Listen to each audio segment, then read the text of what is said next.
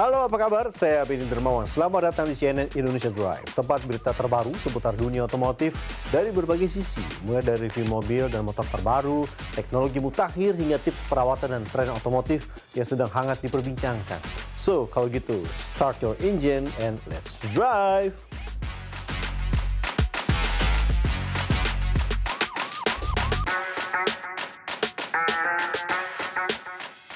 Ada kabar gembira bagi Anda yang ingin mudik ke kampung halaman saat Lebaran nanti. Pemerintah menyiapkan insentif berupa diskon tarif transportasi periode Hari Besar Nasional dan Idul Fitri 2026. Transportasi darat, laut hingga udara, semua ada diskonnya. Berapa persen dan berlaku mulai kapan? Nah, berikut informasinya. Menteri Koordinator Perekonomian Airlangga Hartarto dan sejumlah Menteri Kabinet Merah Putih kembali menyampaikan stimulus ekonomi menjelang libur nasional Idul Fitri 2026. Berupa diskon tarif transportasi guna meringankan masyarakat sekaligus meningkatkan mobilitas selama masa mudik dan arus balik Lebaran 2026. Dalam pertemuan Selasa siang di Stasiun Gambir, Jakarta Pusat terungkap anggaran yang disiapkan mencapai 911,16 miliar rupiah. Pemerintah menilai periode Idul Fitri memiliki peran strategis dalam mendorong pertumbuhan ekonomi. Pada periode Idul Fitri 2025, mobilitas masyarakat mencapai 154,62 juta orang dan pada libur Nataru mencapai 110,43 juta orang. Lebaran Idul Fitri terbukti di periode yang lalu termasuk Nataru meningkatkan mobilitas masyarakat dan kegiatan pariwisata sehingga mampu mendorong pertumbuhan ekonomi di kuartal keempat yang kemarin sampai dengan 5,39.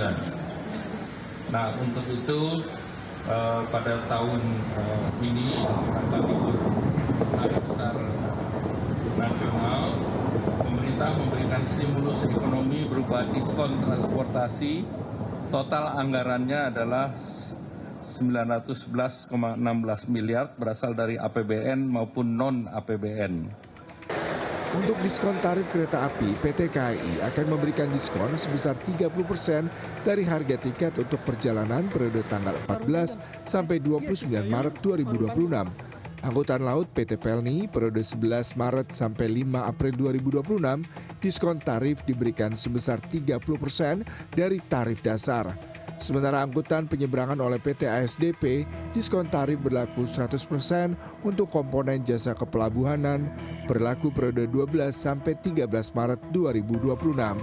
Sedangkan untuk angkutan udara, pemerintah menyiapkan diskon tarif sebesar 17% hingga 18% untuk kelas ekonomi dan perjalanan dalam negeri selama periode 14 sampai 29 Maret 2026. Dan juga berkaitan dengan work from anywhere dan juga stimulus, kami juga melakukan rem cek atau uji kelaikan persiapan sarana-prasarana yang berkaitan dengan moda transportasi baik darat, laut, dan udara serta kereta api, serta juga sarana jalan, baik itu jalan tol maupun dengan jalan arteri nasional.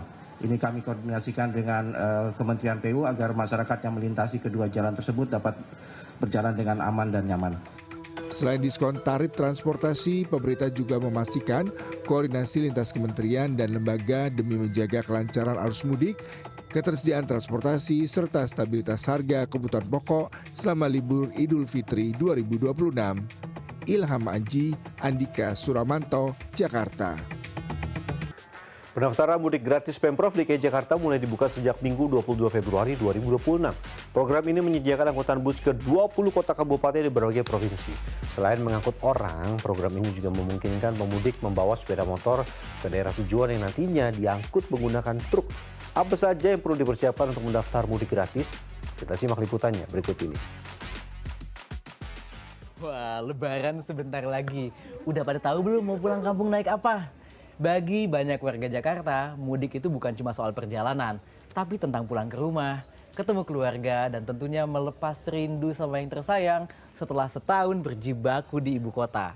Tapi masalahnya, di tengah tingginya harga tiket dan semakin banyaknya kebutuhan jelang Lebaran, persoalan soal ongkos perjalanan ini kerap jadi tantangan.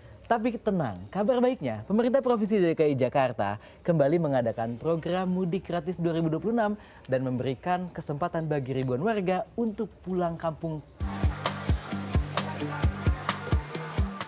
Dalam program Mudik Gratis menggunakan bus ke 20 kota dan kabupaten ini, Anda bisa mendaftarkan diri, keluarga, bahkan turut serta membawa sepeda motor Anda. Caranya mudah.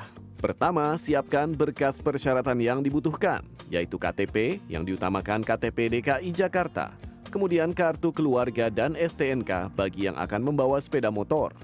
Setiap pendaftar dapat menambahkan maksimal 3 anggota keluarga yang ada di dalam satu kartu keluarga.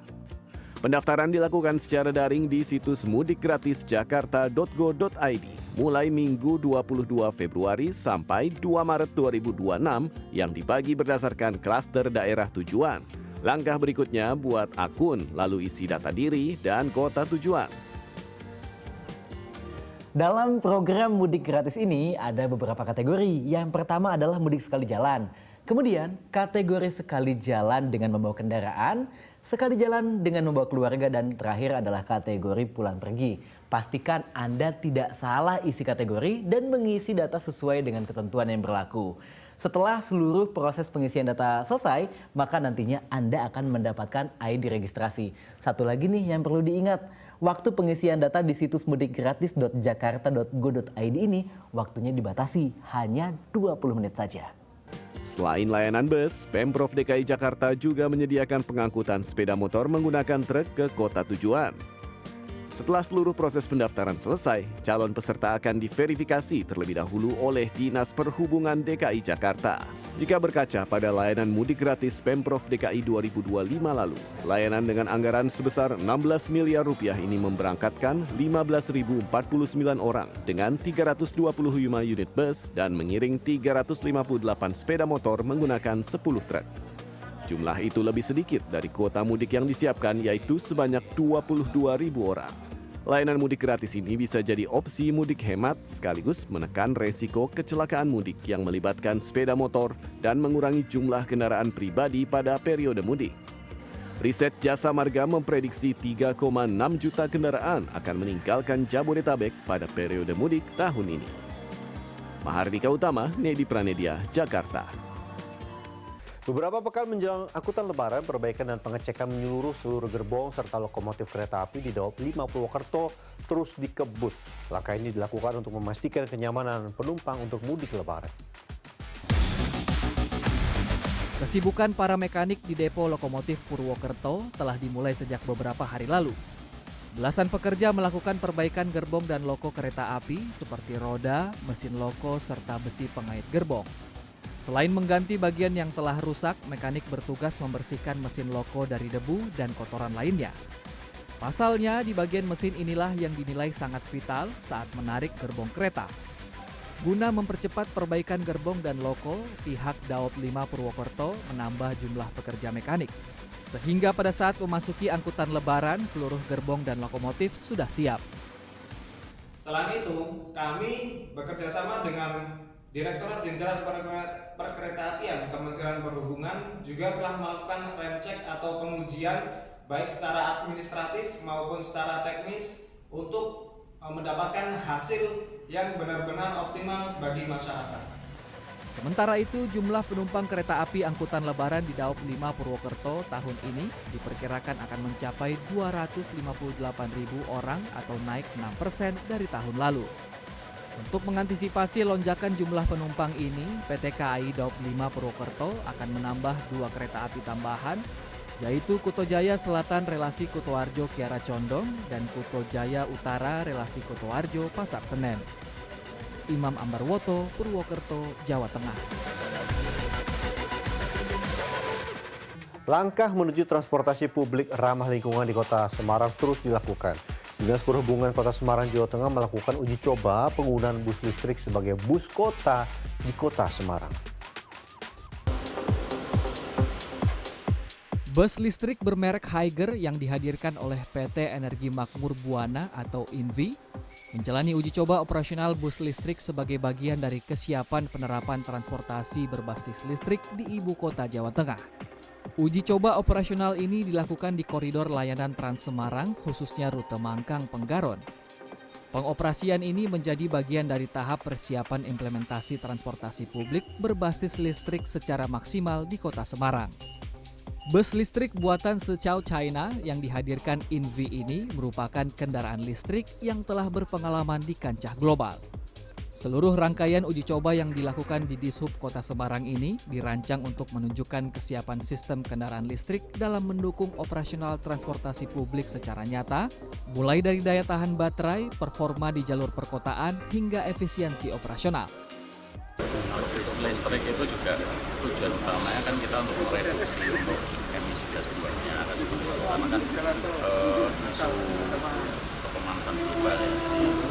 Kalau yang kita tahu sekarang ini kan banyak pula masyarakat tentang bis yang berasap negara. Tapi kita mau mencoba, kita mau merespon dengan merubah kendaraan diesel menjadi kendaraan listrik. Yang paling utama adalah kendaraan yang ramah lingkungan dulu.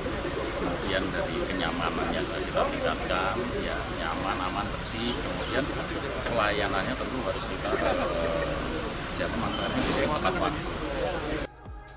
Direktur Utama PT Energi Makmur Buana, Alif Sasetyo menyampaikan bahwa uji coba ini menjadi tahap penting sebelum pengembangan implementasi yang lebih luas. InV memastikan dukungan teknis tersedia secara menyeluruh termasuk ketersediaan suku cadang serta penerapan standar keselamatan kerja untuk menunjang operasional harian.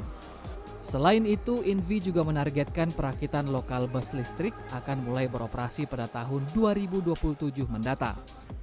Sebetulnya secara technical spesifikasi memang sudah bisa terbukti ya bahwa keranjakan di bawah di atas sekitar 20% gradasi ya tingkat kecuraman itu bisa dilewati. Tapi kita mau lihat juga bahwa secara real kondisi lapangan seperti apa. Memang secara di atas kertas bagus, tapi kita mau lihat memastikan kondisi yang realnya seperti apa. Dari situ kita bisa peroleh semua data-data, nanti akan kita improve kalau perlu dilakukan improvisasi. Melalui uji coba ini diharapkan Kota Semarang semakin siap bertransformasi menuju sistem transportasi publik yang lebih ramah lingkungan, efisien, dan berkelanjutan. Fajar Indrajaya, Semarang, Jawa Tengah. Segmen City to City episode Kota Bandung kali ini mengajak Anda seru-seruan sambil belajar di arena permainan. Mulai dari balapan go-kart listrik sampai bermain bersama hewan dari berbagai belahan dunia. Saksikan informasinya sesaat lagi, tetaplah di CNN Indonesia Drive.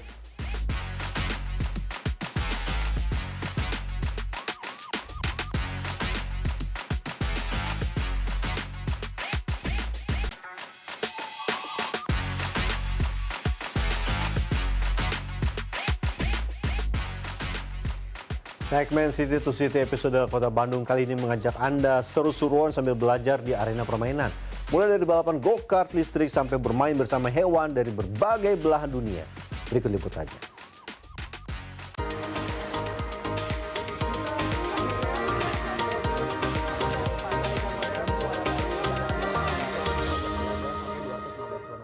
In association with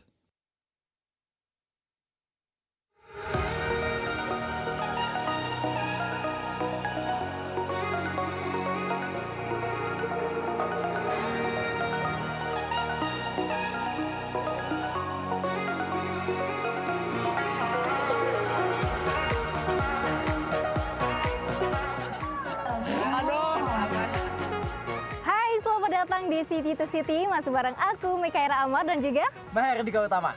Yang pastinya masih akan ajak keliling-keliling Bandung nih. Kang Dika, ini mumpung aku lagi di Bandung nih ya, kira-kira Kang Dika mau ajakin aku kemana? Kira-kira, kan biasanya Bandung itu terkenal sama nature-nya, alamnya. Tapi kira-kira ada yang baru nggak sih?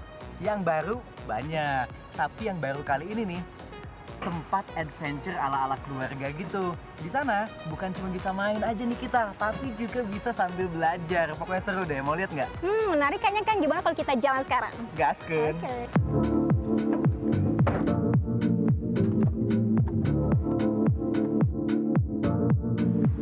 Wah, dilihat-lihat jalanan Bandung udah kayak mendaki mendaki gunung lewati lembah nih Kang. Kayak Ninja Hattori dong. Tapi justru itu nih Kak, di sini kita bakal buktiin kalau mobil listrik juga bisa nanjak. Tapi bentar, kita ubah dulu mode berkendaranya dari mode eco ke mode normal biar kuat nanjak.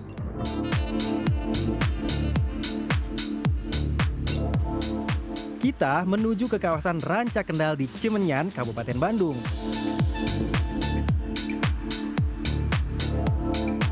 Destinasi City to City kali ini adalah sebuah arena permainan alias playground yang bukan cuma didesain buat anak-anak doang, tapi juga buat orang dewasa kayak kita.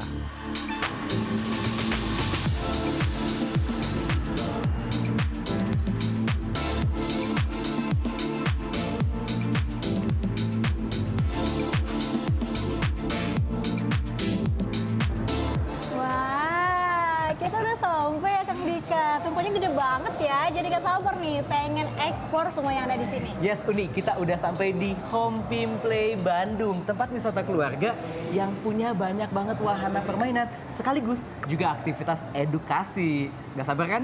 Pengen eksplorasi? Iya. Let's go.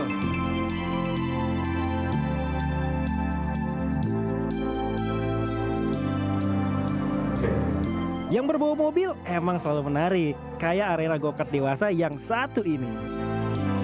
Yang pertama ini kita pengen main wahana yang paling seru buat uji adrenalin. Nih dia, go-kart listrik. Sama kayak mobil yang kita bawa, sama-sama ramah lingkungan. Sekilas kalau kita lihat tuh, kayak permainan biasa aja. Tapi sebenarnya kita tuh diajak buat berkonsentrasi, fokus, tahu aturan berkendara di jalanan. Wah, menarik banget ya Kang Dika. Selain bisa seru-seruan, kayaknya kita juga makin teredukasi nih. Gimana kalau kita balapan aja? Siapa takut? Oke aja.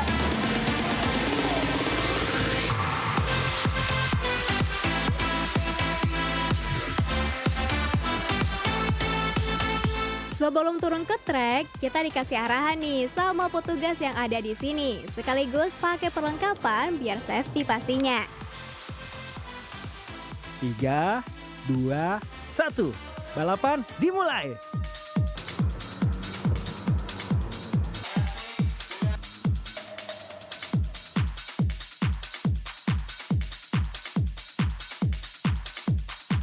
Eits, di lintasan ini yang dihitung bukan siapa yang finish pertama loh ya, melainkan menggunakan sistem catatan waktu atau time trial. Poin tambahan bisa didapat buat pemain yang nggak nabrak pembatas atau pengemudi lain. Ada yang nabrak tuh. Selama 6 menit, kita ngejajal 11 tikungan dan beberapa kontur yang naik turun. Pokoknya seru banget.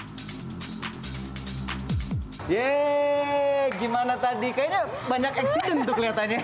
Seru banget, walaupun banyak terbuk-terbuknya tapi tetap dia semangat sih Kak. Bener kan? Ini tuh sebenarnya bukan cuma permainan, tapi kita harus konsentrasi. Ini situasi balapan nih kayak gini nih, time trial. Seru ya, kita cobain wahana yang lain. Oke, let's go. Oke, let's go. Udah bisa ditebak dong siapa yang menang.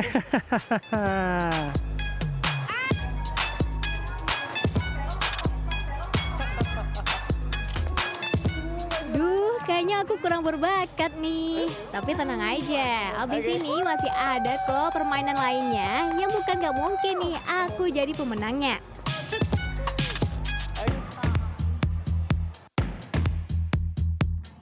Kali ini kita mau main tarik tambang dengan teknologi kecerdasan buatan alias AI.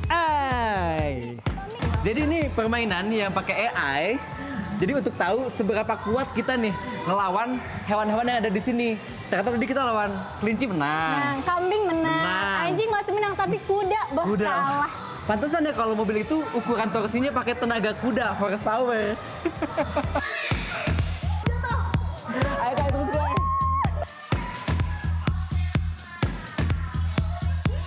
Nah, di wahana berikutnya kita akan main lari untuk tahu seberapa cepat sih kita dibanding hewan dan setara hewan apa kecepatan kita. Ayo Kak, kamu duluan. Oke, aku coba ya Kak. Siap. Oke, ini gimana? Oke. Dia bakal sekuat apa ya? Secepat apa dia?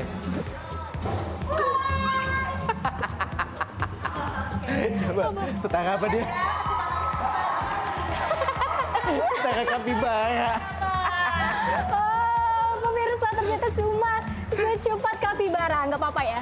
Setidaknya sudah effort ya Kang ya. Setidaknya kapibara lucu kayak kamu. Boleh selanjutnya. Secepat apakah saya? Setara penguin.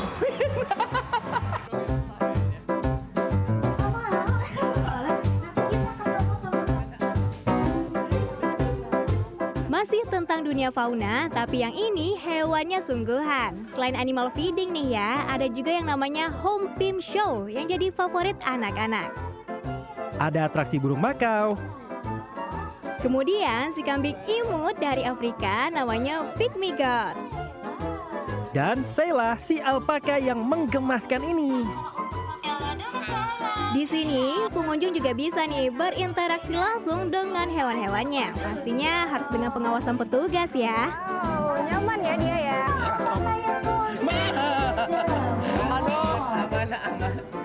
Tadi udah lihat hewan belum ya? Sudah. Lihat apa aja di sini? Kelinci. Kelinci. Kura-kura. Kura-kura. Yang paling disuka yang mana? Kelinci sama kura-kura. Oh, kelinci sama kura-kura. Di sana edukasinya bagus banget karena setiap bagian itu dijelasin sama kita, dikasih satu pemandunya emang. Jadi ada game-game edukatif, terus di setiap hewan-hewan itu dijelasin asalnya dari mana, makannya apa. Jadi anak-anak tuh excited buat kenal sama hewan-hewan. Jadi nggak cuma mainnya tapi dapat ilmunya juga ya? Betul banget. Oh ya, di arena bermain ini ada juga flying fox, go-kart anak, dan sebagainya. Yang pasti, menurut pihak pengelola nih ya, setiap permainan di sini mengandung unsur edukasi. Mereka tuh akan dapat beberapa edukasi, khususnya adalah dari sensori, motorik kasar, motorik halus, kognitif. Kognitif itu kan lebih gimana caranya anak itu memecahkan masalah di usianya masing-masing.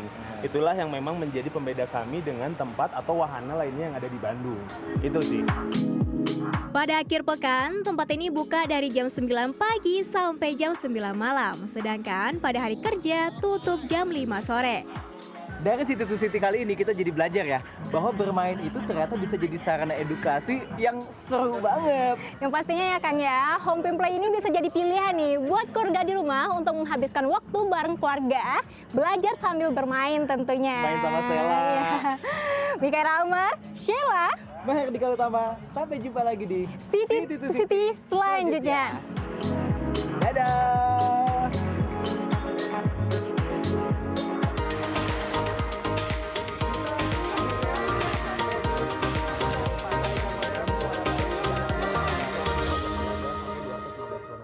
In association with. Di balik dinginnya wilayah barat laut Kanada, sejumlah pihak tengah menguji kekuatan energi surya dan ketahanan pengisian daya untuk mobil listrik. Langkah ini diambil untuk menekan tagihan listrik sekaligus mengurangi ketergantungan pada bahan bakar fosil di tengah ancaman perubahan iklim yang kian nyata.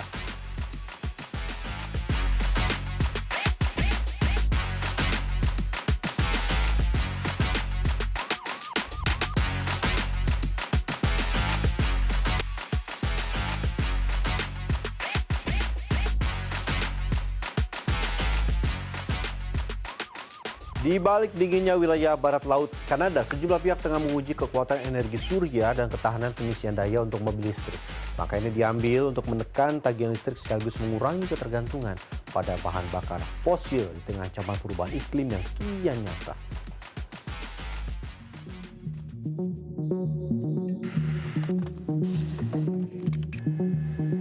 Yellowknife, ibu kota wilayah barat laut di Kanada, kini menjadi pusat pengujian energi surya. Dengan populasi sekitar 23.000 jiwa, kota ini sering mengalami suhu di bawah minus 20 hingga mencapai minus 45 derajat Celcius pada musim dingin. Kondisi ini membuat kebutuhan listrik dan pemanas sangat tinggi. I was born in an igloo. Like I'm an elder now, and when I was a child and a young kid growing up, it was very different than today. Today I find that change is so fast in the weather. But when I was growing up, winter was winter. There was no warm days in between. It was winter. Wilayah ini juga sangat terpapar dampak perubahan iklim. Dalam 5 tahun terakhir saja, sering terjadi bencana akibat banjir dan kebakaran hutan yang merugikan warga. Beatrice Benhart, seorang tetua dari suku Inuit, menyatakan bahwa perubahan cuaca saat ini berjalan sangat cepat. Jika dahulu musim dingin terasa konsisten, kini ia sering menemui hari-hari dengan suhu yang tiba-tiba menghangat. Para pendukung energi surya berpendapat bahwa hari-hari musim panas yang panjang di utara membuat teknologi ini sangat berharga. Selain karena kesadaran terhadap emisi karbon, harga listrik yang tinggi juga mendorong konsumen untuk beralih ke panel surya. Para teknisi juga melaporkan adanya peningkatan minat masyarakat baik dari sisi ekonomi maupun nilai kebersihan lingkungan. Yeah, we're seeing an uptick in interest for Northerners to go green. Certainly, a lot of people have that value. I mean, we live in the North because we enjoy being on the land, and we usually, most people hold that value, is we like getting out with our families and enjoying the land.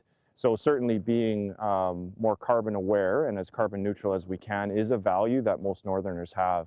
Additionally, the cost of power is so high up here. We're currently sitting at about 38 cents a kilowatt, might be the highest in Canada. At one point we were. That's another driver, is just from the ability to afford living in the North. That's becoming more difficult, and certainly power is a piece of that. Kondisi ekstrim di Yellowknife juga digunakan untuk menguji ketahanan teknologi pengisian daya kendaraan listrik. Perusahaan East UK melakukan demonstrasi pengisian daya mobil listrik Subaru Solterra hanya dengan menggunakan 4 panel surya. Tujuannya adalah untuk membuktikan bahwa jika teknologi ini bekerja di Yellowknife, maka penerapannya bisa digunakan oleh pengendara di mana saja. The reason that we've come up here is to really push the technology to its limits and evidence that it can work in extreme environments, and in which case that will indicate that in normal daily life, for your average electric vehicle driver, they don't have to worry about the technology not being reliable or not working when they need it to work. Bagi para pemimpin komunitas, memangkas penggunaan diesel sangat penting untuk mengurangi risiko saat jalur pasokan terganggu oleh bencana alam. Penggunaan transportasi listrik berbasis energi terbarukan diharapkan dapat mendukung perjalanan tradisional masyarakat Inuit tanpa harus bergantung pada pasokan bahan bakar fosil. Dan informasi tadi sekaligus menutup perjumpaan kita di CNN Indonesia Drive edisi kali ini. Saya Benny Dermawan pamit undur diri. Sampai jumpa.